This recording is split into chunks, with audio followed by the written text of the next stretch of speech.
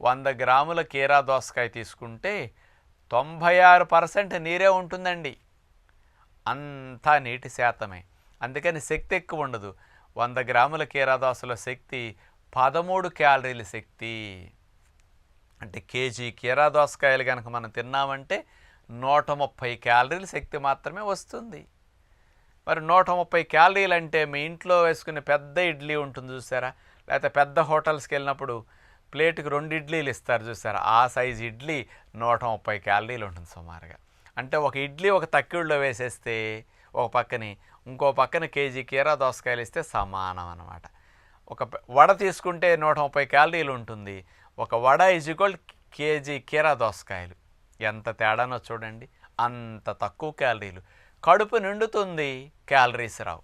అందుకని బరువు తగ్గాల్సిన వారికి, కొవ్వు కరగాల్సిన వారికి కీరా దోసకాయ మంచిదని అందరు చెప్పేది కరెక్టే.